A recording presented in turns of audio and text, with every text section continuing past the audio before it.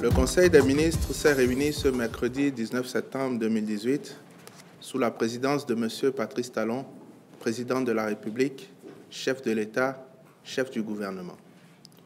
Les décisions ci-après ont été prises au titre des mesures normatives. Transmission à l'Assemblée nationale du projet de loi de finances exercice 2019. Le projet de loi de finances pour la gestion 2019 s'établit en ressources et en charges à la somme de 1 877 543 millions de francs CFA contre 1 862 918 millions de francs CFA en 2018, soit une augmentation de 0,8%. Il traduit les options de politique économique, sociale et budgétaire retenues par le gouvernement et exposées à l'Assemblée nationale le 30 juin 2018 à l'occasion du débat d'orientation budgétaire.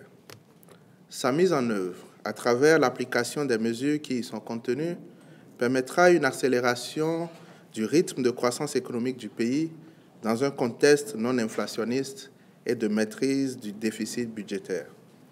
En effet, le déficit budgétaire pour la gestion 2019 devrait se situer en dessous du seuil de 3% prescrit par les critères de convergence de l'UEMOA et conformément au programme économique et financier conclu avec le Fonds monétaire international. Il ressort du projet ainsi adopté par le Conseil que les ressources du budget de l'État pour la gestion 2019 connaîtront une hausse de 8,9% par rapport à 2018. L'amélioration des recettes budgétaires ainsi projetées s'accompagne d'une politique de sécurisation des recettes à travers 1. La dématérialisation des procédures de recouvrement et l'interconnexion des bases de données des contribuables en ce qui concerne la fiscalité intérieure et la fiscalité de porte. 2. Le renforcement des mesures visant un meilleur rendement de la taxe sur la valeur ajoutée TVA et de celles liées à la généralisation des caisses enregistreuses. 3. Le renforcement des capacités d'investigation et d'intervention des brigades antifraude. Et enfin 4. La mise en place d'une politique d'appréhension, de sécurisation et d'orientation vers le budget de l'État des revenus collectés par les administrations autres que les régies financières. Quant aux crédits ouverts au titre du budget de l'État pour la gestion 2019, ils sont orientés vers la consolidation des dépenses d'investissement et le renforcement des programmes sociaux. Les ministres sont instruits d'accomplir toutes les diligences en vue de l'adoption de ce projet par l'Assemblée nationale. Projet de loi portant code des investissements en République du Bénin. Ce projet vise à corriger les insuffisances et incohérences décelées dans le code en vigueur et à introduire des innovations pour susciter plus d'investissements. Ces innovations portent entre autres sur la simplification des régimes d'agrément avec des incitations claires et précises pendant les périodes d'installation et d'exploitation. Le projet prévoit en effet 3 régimes privilégiés de base et 2 régimes spéciaux.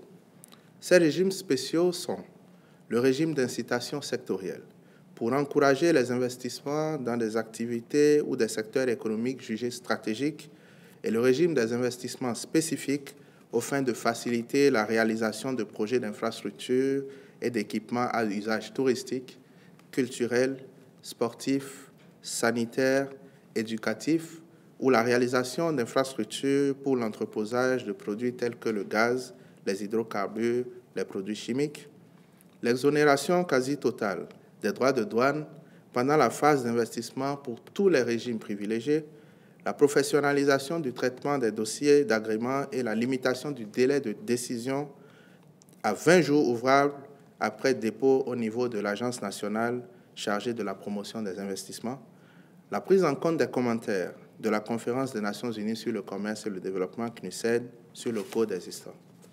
Le Conseil des ministres a autorisé la transmission à l'Assemblée nationale pour étude et adoption du présent projet après avis de la Cour suprême. Projet de loi portant création, organisation et fonctionnement des entreprises publiques en République du Bénin. En décidant de transmettre également ce projet de loi à l'Assemblée nationale, le gouvernement entend corriger les insuffisances contenues dans les anciennes lois régissant les sociétés publiques et votées avant l'entrée en vigueur des actes uniformes de l'OHADA en 1997. Ce faisant, Notre pays se dotera d'un cadre réglementaire unique et performant, applicable aux entreprises publiques qui peuvent revêtir les formes suivantes. Établissements publics pouvant prendre la dénomination de office ou agence, société d'État détenue à 100% par l'État, société à participation publique majoritaire. Les innovations majeures de cette réforme portent notamment sur l'option d'utilisation des règles de gestion privée dans les établissements publics qui sera faite dans leur statut, l'élimination de la pratique de la nomination d'agents comptables publics concomitamment au recrutement de directeurs administratifs et financiers dans les agences ou offices d'État. Désormais, les 10 directeurs administratifs et financiers seront recrutés par appel à candidature et après admission à un test psychotechnique suivi d'un entretien et d'une enquête de moralité. Ils seront ensuite soumis à la procédure d'accréditation en qualité de comptable public par le ministère en charge des Finances.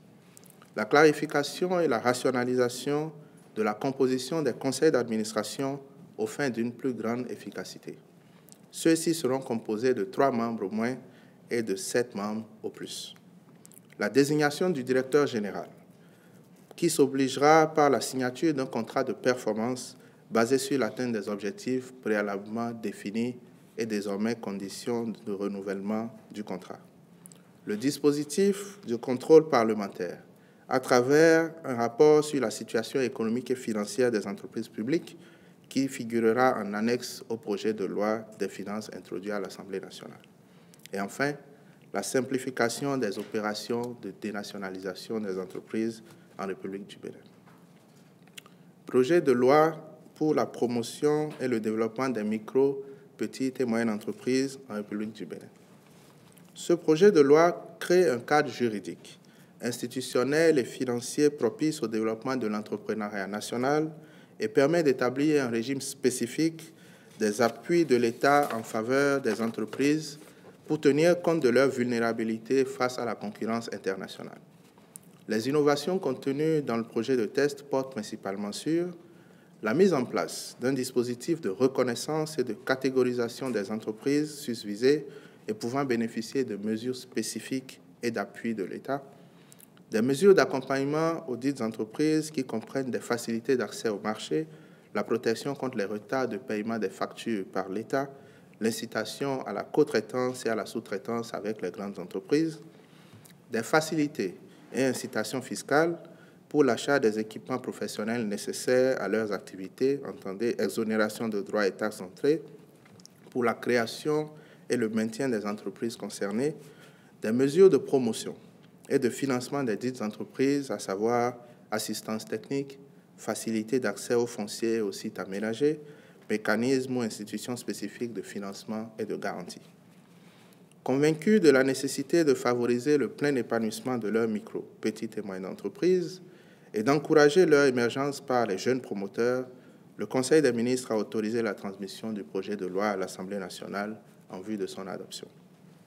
Le Conseil des ministres a par ailleurs marqué son accord pour les décrets portant approbation des statuts de la Société béninoise des infrastructures de radiodiffusion, SA, approbation des statuts de l'Agence nationale de la météorologie, Météo Bénin, et nomination des membres du conseil d'administration de l'Agence béninoise de sécurité sanitaire des aliments.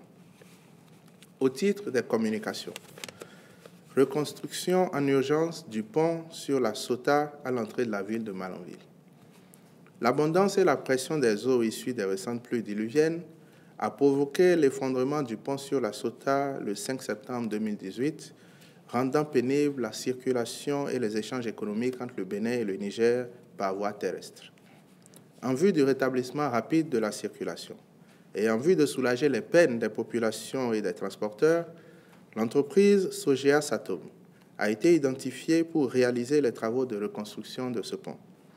L'avantage d'un tel choix s'explique par le gain substantiel du délai d'exécution des travaux en utilisant des poutres préfabriquées disponibles sur le chantier de cette même entreprise à Womé, dans la commune d'Abomey-Calavi. Sur cette base, l'entreprise s'est engagée à livrer l'ouvrage à construire dans un délai de 45 jours en respectant les clauses contractuelles. Le Conseil des ministres a instruit les ministres concernés à l'effet de procéder à la signature des contrats de marché relatifs aux travaux de reconstruction du dépôt.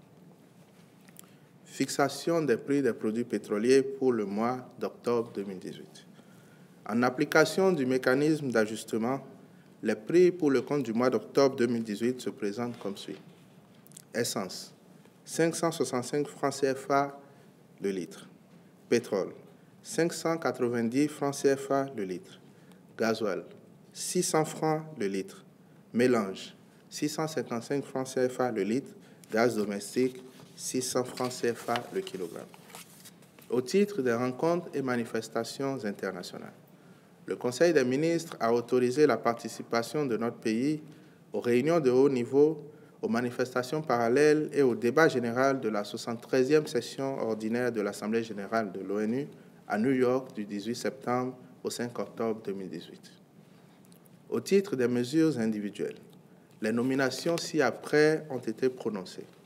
Au ministère du Plan et du Développement, sur proposition du ministre d'État, directrice adjointe de cabinet, Madame Sakinatou Bello, conseiller technique à l'innovation et à l'inclusion financière, Monsieur Syriac Edon, au ministère de la décentralisation et de la gouvernance locale, sur proposition du ministre, conseiller technique juridique, Monsieur Amoumiwa Patrice Rouillet-Azé, directeur général de l'administration d'État, M. Valentin Avassi, directeur de la décentralisation et de la tutelle, M. Marcelin Sévalou, directrice de la gestion des ressources et du suivi et évaluation, Mme Ghislaine Espoin-Boussa, directeur général des collectivités locales, M.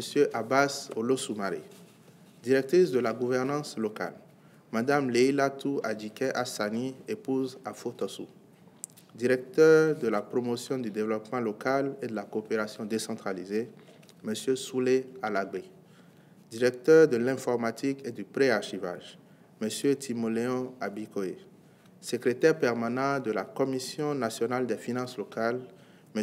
Assoba Zakari Bodjaïdo, directeur des transmissions, M. Clément Michel Mikpe. Je vous remercie.